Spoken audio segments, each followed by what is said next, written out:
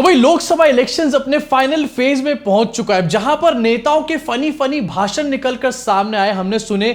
वहीं कुछ खबरें ऐसी भी थी जो कि एक्चुअली में बहुत फनी थी, लेकिन हमारी नजरों से जरा ओझल हो गई। आज हम उन्हीं खबरों के बारे में बात करेंगे, फनीएस्ट खबरें ऑफ लोकसभा इलेक्शंस 2024। शुरुआत करना चाहूंगा। अब देखो यार, आपने अलग अलग पार्टी के अलग अलग सिंबल्स के बारे में तो यहां पर सुना होगा। कमल के बारे में सुना होगा, पंजे के बारे में सुना होगा, या फिर झाड़ू, साइकिल, हाथी के बारे में भी आपने सुना है। लेकिन क्या आपने कभी लैपटॉप चुनाव चिन्ह के बारे में सुना है? लैपटॉप छोड़ो, आइसक्रीम तक यहां पर चुनाव चिन्ह में दी गई है। यहाँ पे क्या हो रहा है? मैं बात कर रहा हूं यहां पर इंडिपेंडेंट कैंडिडेट्स के बारे में, जिनको चुनाव आयोग ने ऐसे अजीब अजीब सिंबल्स दिए इस बार इलेक्शन के अंदर कि उनको सुनकर के आपको लगेगा कि भैया कौन ग्राफिक डिजाइनर इनका बैठा हुआ है। एक ऐसे इंडिपेंडेंट प्रत्याशी थे जिनका चुनाव चिन्ह जो था वो कंघी था। जी हां, कंघी। इसके अलावा हेलमेट, आइसक्रीम जैसे भी चुनाव चिन्ह जो है इलेक्शन कमीशन के द्वारा इस बार दिए गए। अब वैसे इस सब के बीच में अगर चम्मच किसी को चुनाव चिन्ह दिया जाता तो ऐसा लगता कि रूबिका लियाकत यहां से चुनाव लड़ रही है। इसी के साथ आपको बताना चाहूंगा कि एक ऐसे प्रत्याशी थे जिसको इलेक्शन कमीशन ने कटहल का भी चुनाव चिन्ह दिया है।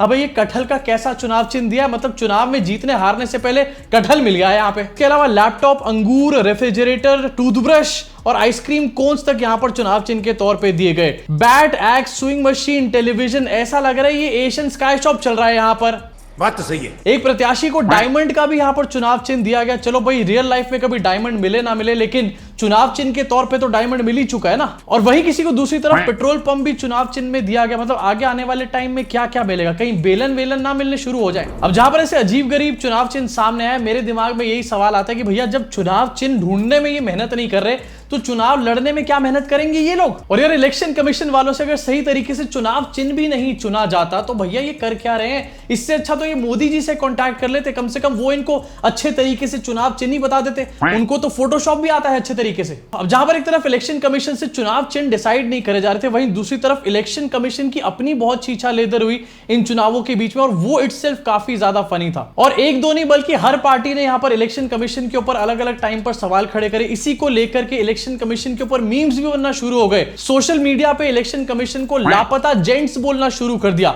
लापता लेडीज आई थी थोड़े दिन पहले, इनको लापता जेंट्स बोला जा रहा है। लेकिन एक फर्क है, लापता लेडीज में लेडीज जो है वापस अपने घर आ जाती हैं, लेकिन ऐसा लग रहा है इलेक्शन कमीशन को देखकर कि ये तो कभी वापस ही नहीं आने वाले। इनफैक्ट इलेक्शन कमीशन का जो हाल है इस टाइम पर हर घर के छोटे बेटे की तरह हो चुका है। 100 गालियां पड़ने के बावजूद भी कोई काम नहीं करूंगा। मुझे लग रहा है इस साल इलेक्शन कमीशन से ज्यादा काम तो डॉली चाय वाला ने यहां पर कर लिया होगा। अब चाहे हेट उनको जितनी मिली हो, अपना काम तो कर रहे थे ना कम से कम। चलो कुछ और मीम्स भी आपको दिखाना चाहता हूं, यादों को जरा ताजा कर लो और सबको बताना कि इलेक्शन कमीशन ने 2024 में क्या किया था, कौन से गुल खिलाए थे। स्क्रीन पर अपने देखो इसको। किसी ने मीम बना के डाला कि इलेक्शन कमीशन कह रहा है मेरे हालात ऐसे हैं कि मैं कुछ कर नहीं सकता। तो किसी ने इलेक्शन कमीशन के लिए एक स्पाइन ऑर्डर करी है अमेज़न से और उसका स्क्रीनशॉट यहां लेकर के डाला है। और किसी ने इलेक्शन कमिश्नर्स के लिए ये वाली फोटो पोस्ट करी है। खैर छोड़ो, इसको ज्यादा नहीं दिखाते। अब वैसे इलेक्शन कमीशन का ड्रामा तो बहुत यहां पर देख लिया, लेकिन अगर आपको इलेक्शन की हिस्ट्री और हमारे देश में इलेक्टोरल प्रोसेस को जानना है तो इससे रिलेटेड आप एक ऑडियो बुक सुन सकते हैं जिसका नाम है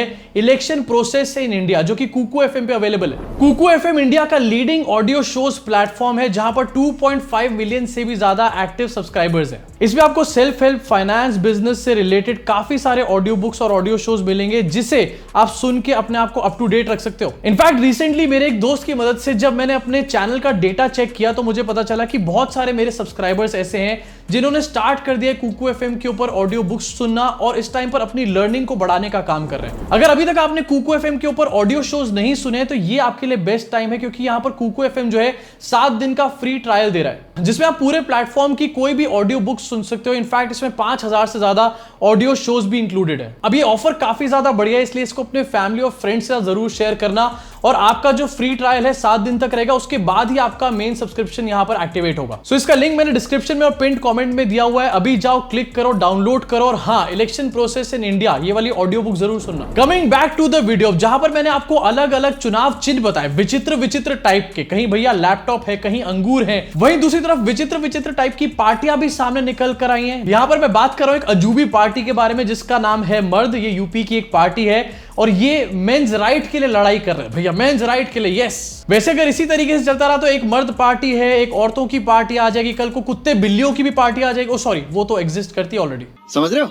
और भैया कौन से मेंस राइट की बात चल रही है यहाँ पर, मुझे समझ में नहीं आ रहा। दाल चावल तो छोड़ो, मैगी में सही तरीके से पानी नहीं डाल पाते लोग और मेंस राइट की बात करने चले। मतलब मुफ्त में 3 टाइम खाना खाने के लिए और अपनी वाइफ से अपने गंदे कच्चे धुलवाने के लिए इनको मेंस राइट की बातें करनी पड़ रही है। कैसे कैसे ये दिन आ गए आखिरकार। जॉब भले 15,000 की हो लेकिन दहेज चाहिए 15 लाख रुपए का, मेंस राइट्स। और इनका एक नारा भी है, मर्द को दर्द होता है। हाँ डेफिनेटली बहुत दर्द होता है। जरा एक बार लेबर रूम में जाके देखो अपनी वाइफ के साथ, पता चलेगा कितना दर्द होता है। अब देखो ऐसे में बिल्कुल यहां पर ये बात नहीं बोल रहा हूं कि मर्दों की जिंदगी टफ नहीं होती, लेकिन भैया इतनी भी टफ नहीं है कि मेंस राइट के लिए एक पार्टी बना के खड़ी कर दो और चुनाव लड़ने पहुंच जाओ। भैया जिंदगी में इतना कॉन्फिडेंस चाहिए बस मुझे। अब वैसे अगर यही मर्द पार्टी वाले कहीं प्रोटेस्ट कर रहे हो और वहां पर पुलिस आ जाए और ये भाग जाए वहां से, तो इनको क्या कहा जाएगा बता देना जरा कमेंट सेक्शन में। अब जहां पर ये मर्द पार्टी का तो विचित्र नाम था ही, इसके अलावा आपको और भी बताना चाहता हूं जिसको सुन के आपको लगेगा कि भैया कौन लोग है हमारे देश के अंदर जो चुनाव के बीच में ऐसा जोका जोकी कर रहे हैं। आपको स्क्रीन पे दिखाना चाहूंगा, इंडियन लवर्स पार्टी भी एक थी तमिलनाडु के अंदर। इसके अलावा Indian believers party from Telangana, Indian Manush party from Bengal, national tiger party Bihar की एक पार्टी है, पिरामिड पार्टी ऑफ इंडिया, और ऐसे से कई नमूनी पार्टियां सामने आई हैं इस इलेक्शन के अंदर। चलो एक बार को मान लेते हैं कि चुनाव चिन्ह जो है वो इलेक्शन कमीशन देता है आपको चूज करने के लिए, लेकिन यार पार्टी का नाम तो आप लोग खुद डिसाइड करते हो, इंडियन लवर्स पार्टी। मतलब कल को यहां पर इंडियन निब्बा निब्बी पार्टी ना बना कर ले आए कोई, ऐसा लग रहा है। वैसे अगर इंडियन पनौती पार्टी बनेगी तो उसके लीडर के लिए मेरे पास परफेक्ट नाम है यहाँ पे। इसके अलावा एक और फनी सीरीज ऑफ इवेंट्स देखने को मिले इस इलेक्शन में, जहां पर दूल्हे और दुल्हन जो है वो शादी से पहले वोट करने के लिए पहुंच गए। हाँ मैं जानता हूं कि वोट करना सबसे जरूरी काम है, लेकिन इतना भी जरूरी नहीं है कि तुम अपनी शादी से पहले वहां पर पहुंच जाओ। कहीं ऐसा ना हो कि वोटिंग के चक्कर में शादी में लेट पहुंचो और वहां पर बारात कोई और लेकर पहुंच चुका हो। अपने स्क्रीन पर देखिए इसको, Lok Sabha election 2024 in Karnataka, brides cast vote before their wedding. बहुत सारी ऐसी दुल्हन है कर्नाटका के अंदर जिन्होंने शादी से पहले यहां पर वोट कास्ट किया।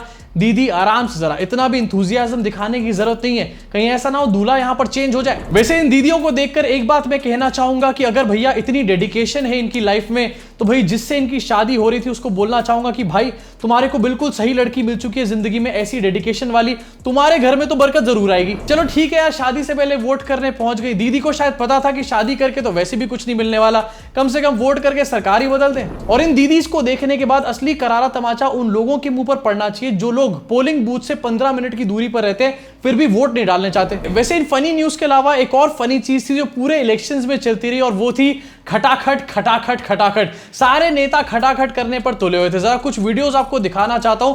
भैया ट्रेंड बन चुका था खटाखट खटाखट खटाखट खटाखट खटाखट खटाखट खटाखट खटाखट खटाखट एक खटाखट खटाखट के बाद। वैसे पोजीशन के लोगों को कहना चाहता हूं कि इतना खटाखट खटाखट खटाखट तो कर दिया, लेकिन अगर बाय चांस भैया तुम लोग कहीं हार गए तो ऐसा ना हो कि तुम्हारा भी कट जाए खटाखट खटाखट खटाखट। इसी के साथ जाते जाते एक मीम से इस वीडियो को एंड करना चाहूंगा, और ये इलेक्शन कमीशन के लिए परफेक्ट था, बेस्ट मीम ऑफ पूरे इलेक्शन सीजन। और हाँ, अगर आपको कुकू एफएम डाउनलोड करना हो तो लिंक डिस्क्रिप्शन में और पिन कमेंट में यहां पर मैंने दे रखा है। अगर 7 दिन का फ्री ट्रायल चाहिए तो जाओ अभी डाउनलोड करो।